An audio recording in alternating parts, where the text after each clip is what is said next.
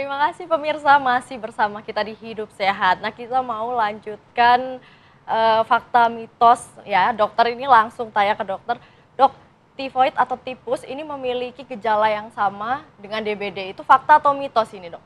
Jawabannya fakta, tapi nggak sepenuhnya fakta. Oke, gimana itu, Dok? Nah, dua-duanya pakai istilah demam. Tifoid itu kalau di bahasa kita namanya demam tifoid. Oke. DBD itu namanya demam denggi. Oke. Jadi dua-duanya ada demamnya. Orang kena penyakit ini akan muncul gejala demam. Oke. Di hari pertama sampai ketiga itu demamnya bisa mirip.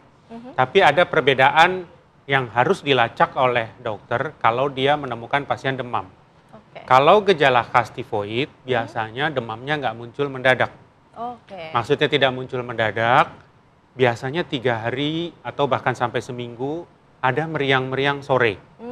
Nah, meriang-meriang sore, lalu pada hari ke-7, hari ke-8, baru panasnya naik 39, 40, seharian panas. Itu yang khas tifoid. Oke. DBD atau demam denggi, gejalanya lebih mendadak.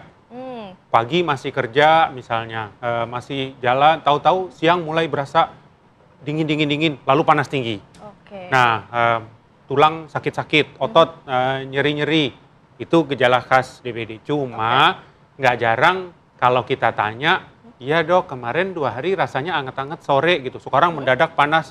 Apakah ini?" Nah, itu kadang-kadang jadi mirip overlap dua gejala itu. Oke. Baik. Nah, Dok, kalau DBD sendiri ini itu bakteri atau virus sih, Dok? DBD itu virus. Oke. Nah, memang bukan hanya DBD, cikungunya, virus yang lain, tidak jarang menimbulkan gejalanya mendadak memang. Jadi kalau ada demam, orangnya nggak demam kemarin, pagi ini terus tahu-tahu demam, kami akan berpikir dulu, ini virus bukan? Bukan tifoid dulu.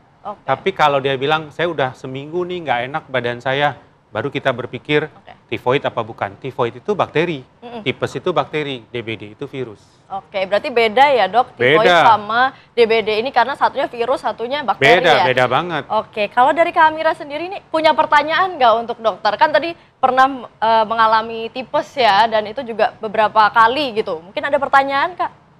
Setelah aku baca di Google itu kan dok, ternyata tifoid itu ada salah satu virus namanya itu salmonella ya. Nah, itu apakah pengaruh dok karena saya sering makan sashimi gitu, itu kan makanan mentah, itu apakah ada pengaruh dari sana atau? Oke dok, boleh dijawab nih. Iya, saya jawab. Nggak boleh juga melarang sashimi, kasihan yang jual sashimi. Nah, kuman tipes ini induk besarnya kita bilang genusnya namanya salmonella. Tapi salmonella ini jenisnya macam-macam. Ya, ada ratusan jenis salmonella. Salah satunya adalah salmonella typhi.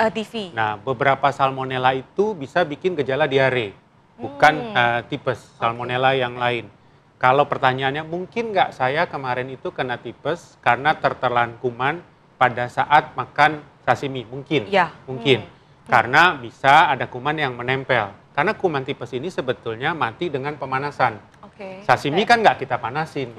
Nah, makanya yang makanan-makanan yang tidak dipanasi ini harusnya dicuci biar kumannya rontok. Jadi mungkin, tapi bukan karena sering lalu jadi akumulasi, enggak. Pasti sashiminya sashimi terakhir kalau itu sashimi. Oke. Nah, dok, kita kalau tipes ini berulang, itu apakah berbahaya sih dok? Tipes, saya ingin ingatkan di sini bahwa kadangkala tidak mudah membedakan tipes dengan virus. Kadang-kadang yang berulang itu virus, bukan tipesnya. Nah, pertanyaannya Mbak Margareta ini adalah gimana kalau kena tipes di tahun ini, tahun depan kena tipes lagi? Akan lebih berbahaya nggak? Jawabannya tidak. Karena sebetulnya pada saat sudah sembuh, usus itu sudah pulih. Begitu kena lagi, ya kena baru lagi. Jadi bukan lebih jelek kalau kena kedua. Beda sama demam berdarah. Demam berdarah secara teori sebetulnya makin kena kedua, ketiga, keempat akanlah makin berat gejalanya. Oke, nah dok, kita akan lanjutkan perbincangan kita setelah jeda yang berikut. Dan untuk para pemirsa yang tadi sudah mengetik pertanyaan di kolom komentar Instagram @hidupsehat, nanti akan kita jawab setelah yang satu ini. Jangan kemana-mana pemirsa.